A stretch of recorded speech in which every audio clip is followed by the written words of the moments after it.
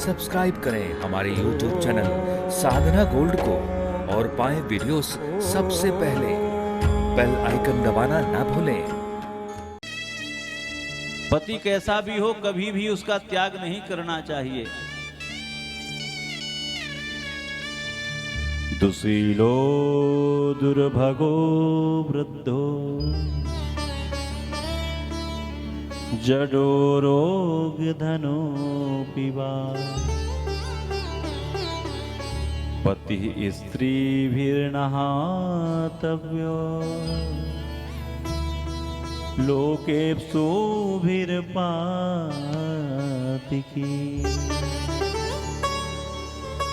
पति कैसा भी हो किसी अवस्था में पति का त्याग नहीं करना चाहिए।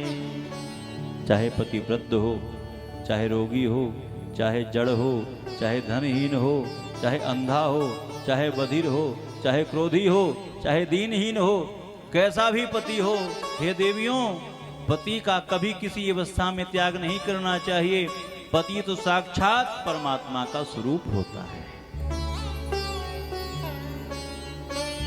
ऐसे हो पति कर किए अपमाना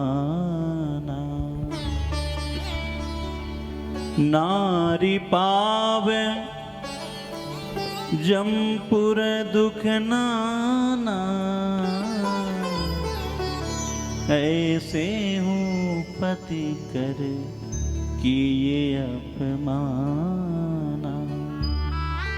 पति कैसा भी हो, वृद्ध रोग बस जड़ धनहीना अंध बधिर क्रोधी यति दीना। कैसा भी पति हो उसका कभी त्याग नहीं करना चाहिए।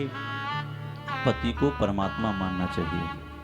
माताएं संसार में कहीं न जाएं, किसी को प्रणाम न करें, कुछ न करें, केवल सच्चे मन से पति की सेवा करें, उतने में उनका कल्याण है। प्रेम से बोले राधे राधे। ज्यादा नहीं तो सुबह उठ के पति देवता को प्रणाम नहीं कर लें, पर ऐसा होता कहाँ है। संसार में सब जगह हो आएंगी, सबको प्रणाम कर लेंगी, पर पति को जब प्रणाम करेंगी तो शर्म लगेगी, है कि नहीं? प्रेम से बोले राधे राधे। कोई बात नहीं, आज तक नहीं किया, आज से शुरू कर लेना। सुबह उठो, सबसे पहले प्रणाम करो पति देवता को। परमात्मा मानना चाहिए पति को। भगवान स्वयं कह रहे हैं। गोपिकाएं कहती प्रभु, भगवान कहते पतिव्रता देवी की संसार में बहुत बड़ी महिमा है। शूर की गति को भी एक पतिव्रता स्त्री रोक सकती है, उसमें वो ताकत है। कितनी कथाएं हैं कि पतिव्रता के संकल्प से क्या नहीं हो गया। तो हे देवियों, इस संसार में पतिव्रता स्त्री की बहुत बड़ी महिमा है। गोपिकाएं बड़ी देर तक सुनती रहीं।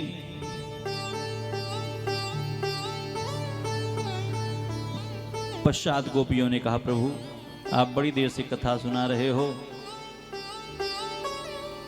एक कथा हम भी आपको सुनावें। गोपिकाएं कहती हैं, प्रभु एक पति पत्नी साथ में रहते थे। एक बार पति को परदेश जाना पड़ा तो पत्नी रोने लगी,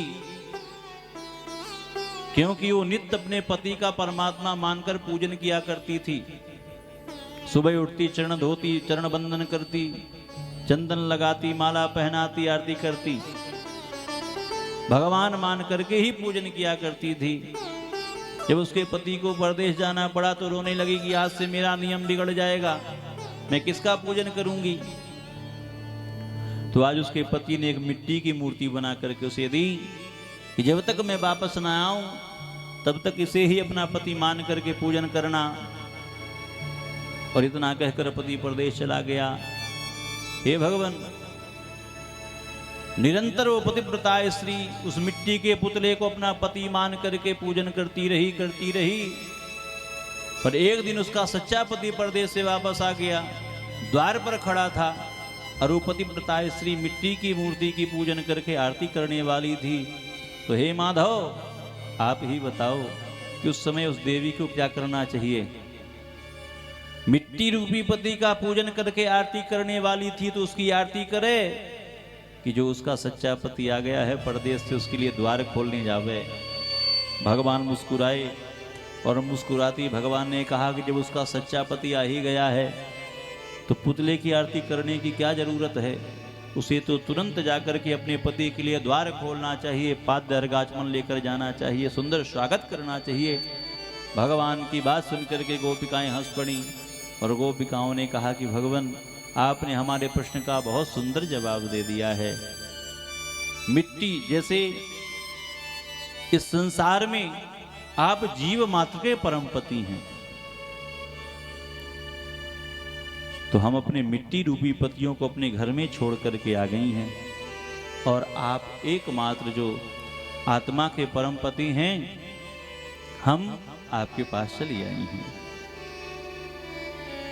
तभी तो मीराबाई कहती हैं, ऐसे बर को क्या बरूं जो जन्मे अर मर जा, बरबरिए गोपाल जो जस चुड़लो अमर है जाय।